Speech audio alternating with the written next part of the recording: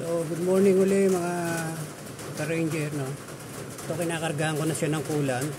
At ito pala yung aking nilagay. 5 liters to, no? Pero kulang pa to. Kaya dalawang ganito ang binili ko.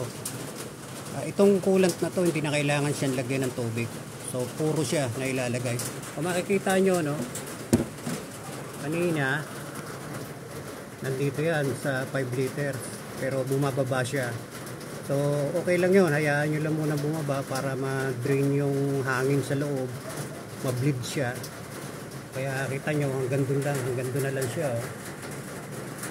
5 liters yan. So meron pa akong isang container na 5 liters din na ganitong coolant. Kaya dadagdagan ko pa.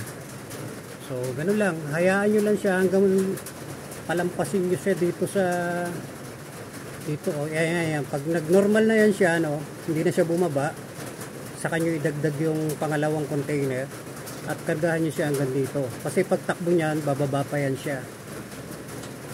Kaya tama-tama lang na mabibleed niya yung ere.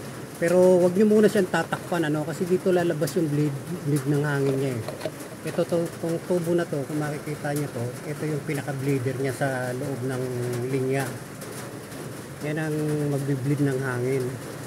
So habang bumababa ron yung coolant natin, dito lumalabas yung ere.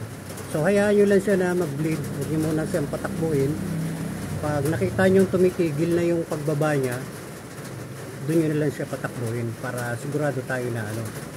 Tapos hayaan nyo lang siya na maski tumatakbo na, buksan nyo lang muna tong cap para lumabas yung hangin niya at mableed siya ng gusto.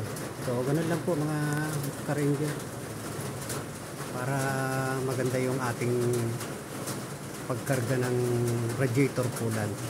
So maraming salamat ulit mga ka-ranger.